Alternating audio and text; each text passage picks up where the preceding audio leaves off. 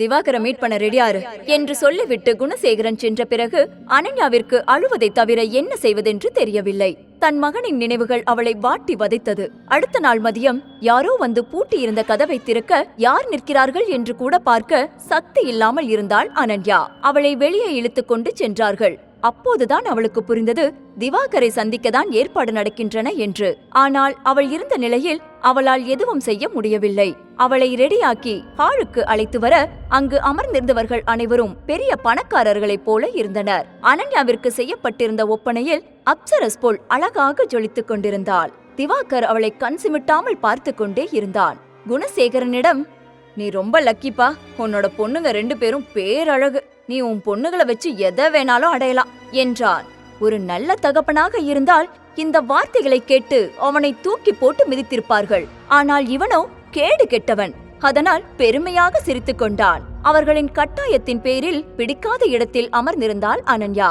எப்போது கேப் கிடைக்கும், எப்போது அங்கிருந்து எஸ்கேப் ஆகலாம் என்று காத்து கொண்டிருந்தாள். மேலும் அவள் கோபத்தில் இருந்ததால் அவள் எதையும் சொதப்பிவிடக் கூடாது என்று நினைத்த குணசேகரன், திவாகர் சார், என் பொண்ணுக்கு கொஞ்சம் கூட பொறுப்பே இல்ல, அதனாலதான் இப்படியெல்லாம் நடந்துக்கிறா, நீங்க ஒன்னும் தப்பா எடுத்துக்காதீங்க என்று கூறினான். அவனும், புரியுது சார், புதுசா யாரையாவது பார்க்கும்போது அப்படிதான் இருக்கும், போக போக எல்லாத்தையும் நான் சரி பண்ணிடுறேன், என்னோட வழிக்கு சீக்கிரமா கொண்டு வந்துடுவேன் என்றான். பின்னர் குணசேகரன் அவளை பார்த்து, அனன்யா, திவாகர் சார் கிட்ட உட்கார்ந்து ஒயின் குடி என்று சொல்ல அவள் அதை கண்டு கொள்ளவே இல்லை.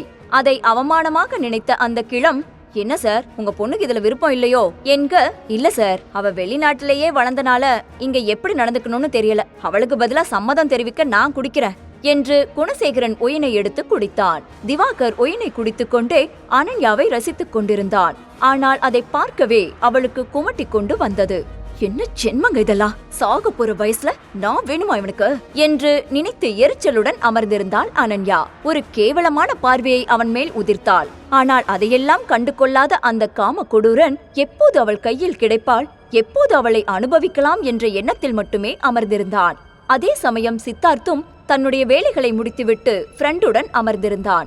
அனன்யாவை பற்றி தன் அசிஸ்டண்டிடம் கேட்க வேண்டும் என்று எண்ணியிருந்தவன் எதிர்பாராமல் அந்த ஹோட்டலிலேயே அவளை பார்த்து விட்டான். அங்கு நடப்பவற்றை பார்த்தவனுக்கு கோபம் தலைக்கேறியது.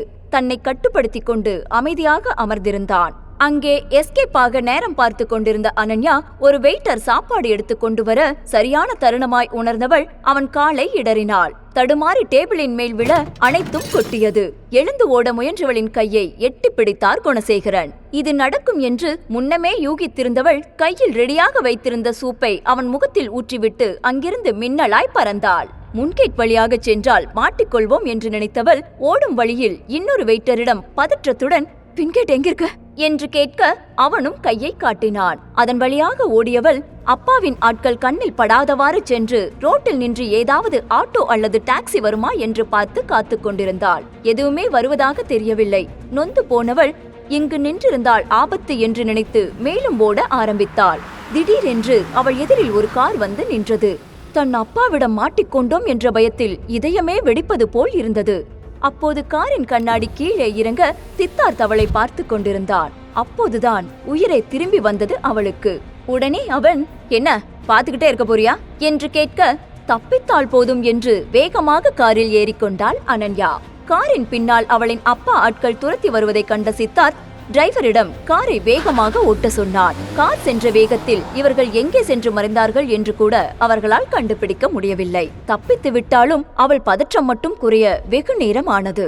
பின்னர் தன்னை ஆசுவாசப்படுத்திக் கொண்டவள் சித்தார்த்திடம், ரொம்ப தேங்க்ஸ் சார், சரியான நேரத்துல வந்து என்ன காப்பாத்திட்டீங்க. இதுக்கு மேல உங்களை நான் எப்பவுமே டிஸ்டர்ப் பண்ண மாட்டேன். நான் சொல்ற இடத்துல என்ன இறக்கி விட்டுடுங்க, அது போதும் என்று கை கூப்பி கேட்டுக்கொண்டாள். தன்னுடைய கையை கீழே இறக்கும் போதுதான் கையில் அடிபட்டு ரத்தம் வழிவதை கவனித்தாள் அனன்யா. ஆனால் தன் மகனை கண்டுபிடிக்க வேண்டிய சூழ்நிலையில் அதெல்லாம் அவளுக்கு பெரிதாக தெரியவில்லை. ஆனால் சித்தார்த்தோ டிரைவரிடம், நேரா வண்டியை ஹாஸ்பிட்டலுக்கு விடு என்றான். அவளோ, சார் என்ன பண்ணிட்டு இருக்கீங்க, நான் போய் என் பையனை கண்டுபிடிக்கணும், எனக்கு இப்ப ஹாஸ்பிட்டல் போறதுக்கெல்லாம் நேரம் இல்ல என்றாள். அவள் கூறியதை அவன் கண்டு கொள்ளவே இல்லை. மேலும் அவள் ஏதோ பேசிக்கொண்டே இருக்க சட்டென்று அவள் உதட்டில் முத்தமிட்டான். ஒரு நொடியில் என்ன நடந்ததென்று கூட புரியாமல் அமைதியாக அமர்ந்திருந்தாள் அனன்யா. பின்னர், அப்பாடா, இப்பயாவது அமைதியா இருக்கியே, சந்தோஷம் என்று கூற, இப்ப எதுக்கு கிஸ் பண்ணீங்க என்று கேட்டாள். அதற்கு அவன், நீ பேசிட்டே இருந்த, எனக்கு அது இரிட்டேட்டிங்கா இருந்துச்சு, அதான் கிஸ் பண்ணின என்றான். அதற்கு மேல் எதுவும் பேச விரும்பாதவள் அமைதியாக அமர்ந்திருந்தாள். ஹாஸ்பிட்டல் வந்ததும் இறங்கி போய் ஃபர்ஸ்ட் எய்ட் செய்துவிட்டு டாக்டர் கொடுத்த மாத்திரைகளை வாங்கிக் கொண்டு வெளியே வந்தாள். சித்தார்த் கிளம்பி இருப்பான் என்று நினைத்தாள். ஆனால் அவனோ காரில் அவளுக்காகவே காத்துக் கொண்டிருந்தான். அவன் அருகே வந்தவள், ஆமா, நீங்க ஏன் இன்னும் போகாம வெயிட் பண்ணிட்டு இருக்கீங்க என்று கேட்க, கார்ல ஏறு என்று மட்டும் பதில் வந்தது. அவளோ, உங்களுக்கு என்னதான் வேணும்? ஓ, இவ்வளவு தூரம் கூட்டிட்டு வந்ததுக்கு காசு வேணும், அவ்வளவுதானே என்று பர்ஸிலிருந்து 500 ரூபாயை எடுத்து நீட்டினாள். அதை கண்டு கடுப்பான சித்தார்த், பொன்ன மாதிரி ஒரு திமிர் பிடிச்சவளுக்கு ஹெல்ப் பண்ணது என்னோட தப்புதான். நான் உன்னோட பையனை உன்கிட்ட கொடுத்துடலான்னு நினைச்சேன், ஆனா நீ ஓவரா பண்ற என்று சொல்லிவிட்டு, டிரைவர் வண்டி எடு என்றான். கார் மெதுவாக நகர, அப்போதுதான் அவன் சொன்னதை புரிந்து கொண்டு, என்ன சொன்னீங்க, மறுபடி சொல்லுங்க என்று ஓடி வந்தாள். அவளை சிறிது நேரம் கதறவிட வேண்டும் என்று எண்ணியவன் காரை மெதுவாக நகர்த்தி கொண்டே இருக்கச் சொன்னான். அவளோ காரின் பின்னால் ஓடி வந்து கொண்டே இருந்தாள். ஒரு கட்டத்தில் தன் தெம்பு மொத்தையும் இழந்தவள் நடு ரோட்டில் அமர்ந்து விட்டாள். பார்க்க பாவமாகவும் சிரிப்பாகவும் இருந்தது அவனுக்கு. மேலும் காரை அவளுக்கு அருகில் கொண்டு வந்து நிறுத்தி, என்னாச்சு, நல்லா ஓடி வர வேண்டியது தானே, ஏன் உட்கார்ந்துட்ட என்று கேட்டான்.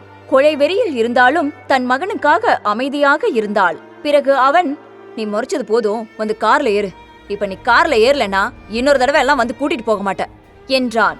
எதுவும் பேசாமல் அமைதியாக ஓடி வந்து காரில் ஏறிக்கொண்டாள். அப்போது, மித்ரு எங்கிருக்கான்னு உங்களுக்கு தெரியுமா என்று கேட்டாள். என்று மட்டும் சத்தம் வந்தது. மீண்டும் அவள் கேள்விகளை அடுக்கிக் கொண்டே செல்ல இரிட்டேட் ஆனவன், கொஞ்ச நேரத்துல எல்லாமே தெரிஞ்சிரும், அமைதியா இரு என்றான். சிறிது நேரத்தில் ஈசிஆர் ரோட்டில் சொகுசு பங்களாக்கள் நிறைந்திருந்த இடத்திற்குள் கார் நுழைந்தது. அதனை வியந்து பார்த்து கொண்டே வந்தாள் அனன்யா. சித்தார்த் அனன்யாவை எங்கு அழைத்துச் செல்கிறார்? அனன்யா மித்ரனை சந்திப்பாளா? குணசேகரன் இதற்கு பிறகு அனன்யாவை என்ன செய்ய போகிறான்? தெரிந்து கொள்ள இப்போதே பாக்கெட் எஃப்எம்மில் ரகசிய சிநேகிதனை தமிழ் கதையை கிளிக் செய்து அடுத்த எபிசோடை கேளுங்கள்.